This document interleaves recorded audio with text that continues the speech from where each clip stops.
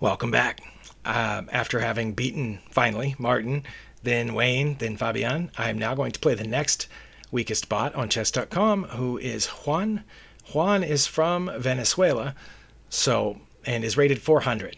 So let's see. Oh, we got white again. I'm letting the computer choose the colors. I don't know what the algorithm looks like, but it sometimes gives me one color multiple times in a row. Okay. Juan is playing the England Gambit, and I remember from having played it before that my best move is just to take this pawn. I don't like the England Gambit because it disrupts my plans of playing a queen's pawn opening, and now we're out of my prep. I don't know if I'm supposed to take that pawn or just develop. I think I'm just going to develop. Okay, I'm pretty sure that's not a good move, but again, we're in an opening I'm unfamiliar with, so I am not sure. But just so there's no shenanigans with the knight or a bishop coming in here, I'm going to go ahead and play a3. It's a nice preventative move to guard this square. That's the only reason I do that. Okay, he has put both knights on the rim. Knights on the rim are dim, someone once told me, and that makes sense. They can get to fewer squares from there. I am now going to develop this pawn in order to get this bishop out.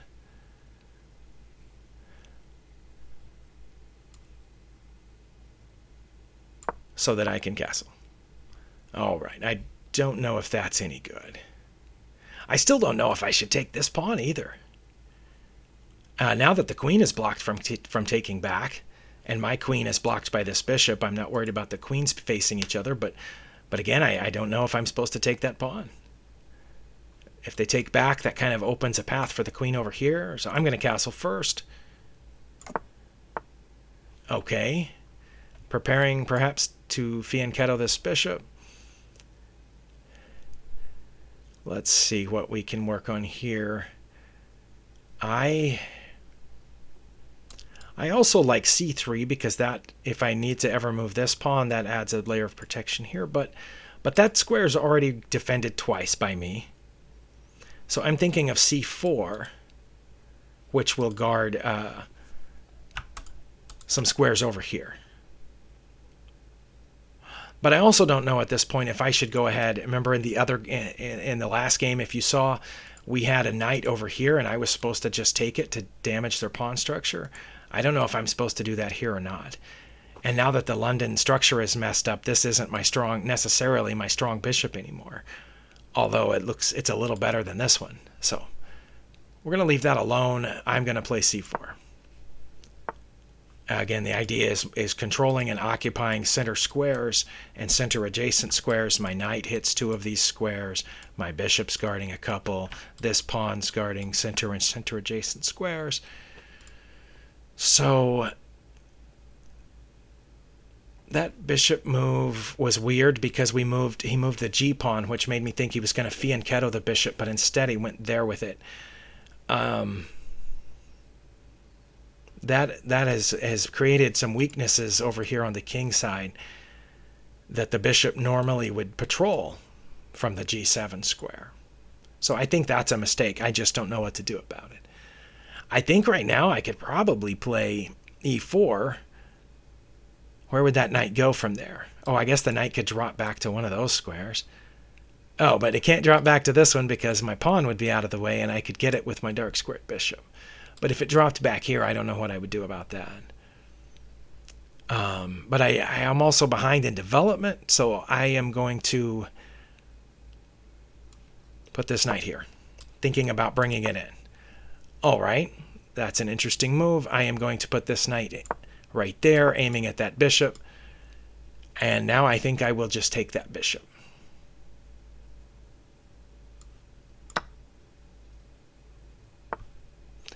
All right. I guess turnabout is fair play. He's aiming at my bishop now, but he did not take my knight back, so I'm just going to take this knight. All right. That's interesting. And because I'm now up 3 points of material, I'm not going to worry too much about this bishop, although maybe I should. Maybe I should drop it back one. Maybe I should take this pawn now. I just don't know. I'm going to drop this bishop back one. There's no reason to give it up for no reason. Okay. That doesn't immediately threaten anything, but I don't like the fact that my king is behind that threat there. Let's see. That's guarded. You know what? I could move my knight here. Oh, and then the queen would take it. Why do I miss that all the time? Okay, I was going to say I could move my knight here, and then both my bishop and knight would be hitting that front f pawn. But yeah, the knight there is bad. But I could put my knight here, aiming at the f pawn. How about that? Let's see what happens. All right.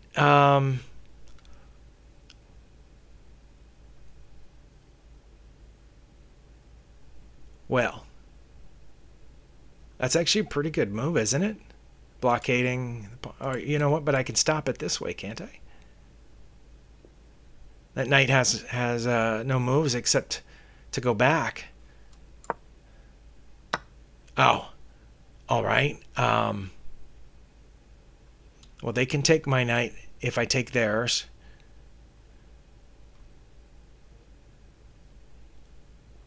But I can get another pawn out of that deal.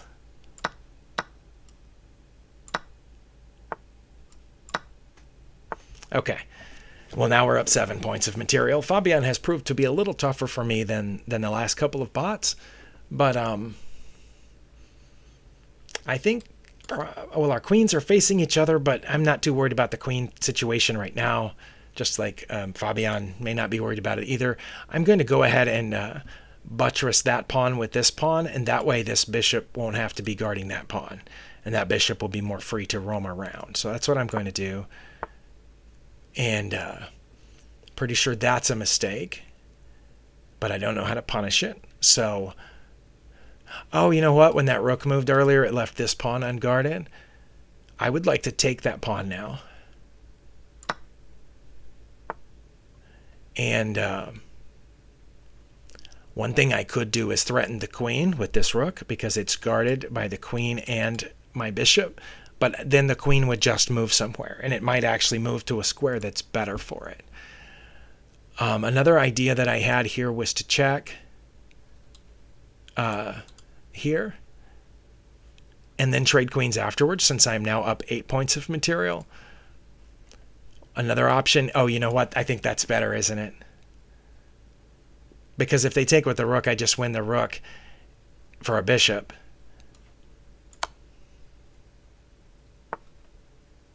Or there's that. Well, did not see that. That's a pretty good move there, Fabian. I don't know. Should I check again? Leaving the bishop completely unguarded? Why not? Okay. And then I should move the bishop. Should I take... No, I shouldn't take the pawn now, should I? What should I do? I should retreat the bishop, probably. Hold on. Sorry about that. That was a phone call from my eyeglasses place that my new glasses are in. I have to go pick them up here in a little bit. But let's finish this game first. I've got a hanging bishop, but oh, I just noticed because of the king moving out of check there that I can pick up the rook with check. So let's do that. And then we can check here. Then we can pick up this pawn and the queen. And check. He says, your check means nothing, is his little message to me. What about this check, though, Fabian? Does that one mean anything? Okay. Well, it took me 28 moves, but we checkmated Fabian. As always, I am going to save this one to my archive, and I will run the game review. So I'll pause until the game review is ready. Okay, it says I played with a 75% accuracy against Fabian, making 1 mistake and 4 inaccuracies. Let's click Start Review and find out what those problems were. Okay, that was the end of our book moves.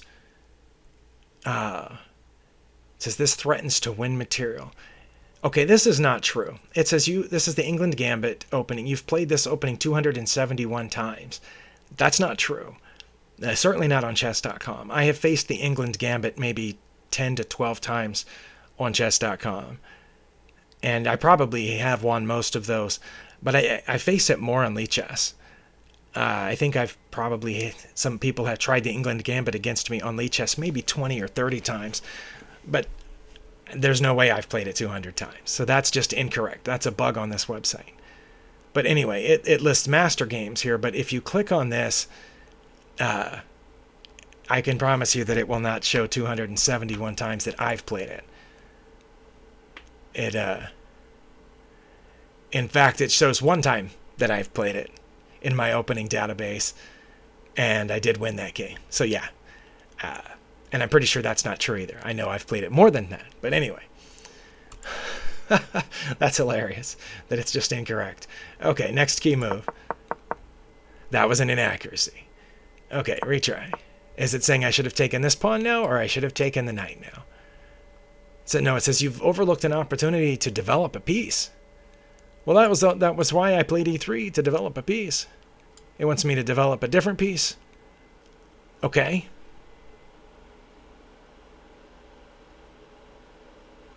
This one?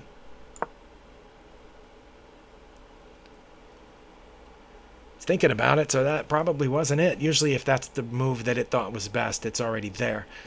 So, oh, it said that one's excellent. It's good to get your pieces off the starting square and into the action. Okay. But that wasn't it.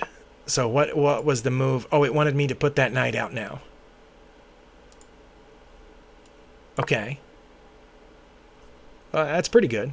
All right. But it said, yeah, that would have been a whole full percentage point better than playing e3. All right. Well, I didn't know. Remember, I didn't know if I should have played e3. Oh, and I just realized the problem with e3 is it blocks the dark squared bishop. Maybe I should have played e4. I don't know. That was inaccurate, even though it is developing. Oh, you overlooked a better way to develop a piece. So there was a better way than that to develop a piece. I probably could have just played here, but was it this again? No, this time it wasn't knight to c3. Okay. Well,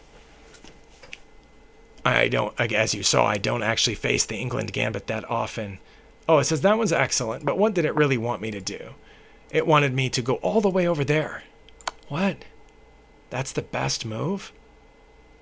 I don't think that's the best move because they just block with this, right? Or that.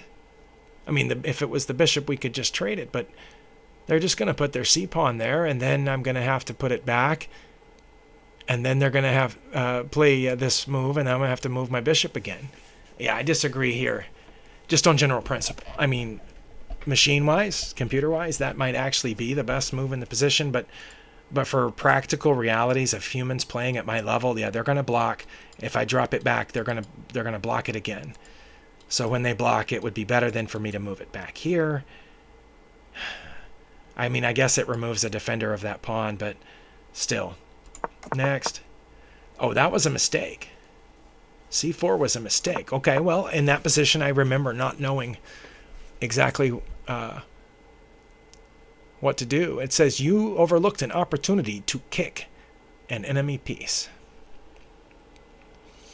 Didn't know kicking was a thing in chess, so learning something new every day. I don't know if it was this pawn move, but that's not kicking, is it? Oh, it says that was it. That was best. You attack an enemy piece, forcing it away. Yeah, but that's not. I think they meant kicking out.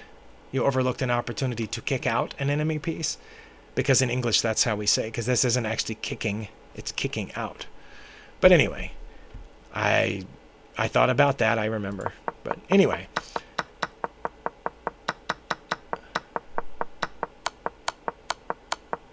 Looks like there at the end it wasn't, we made short work of it, but it took a little longer than the other pods. So thank you for watching. We'll see you next time. Got to go pick up my glasses.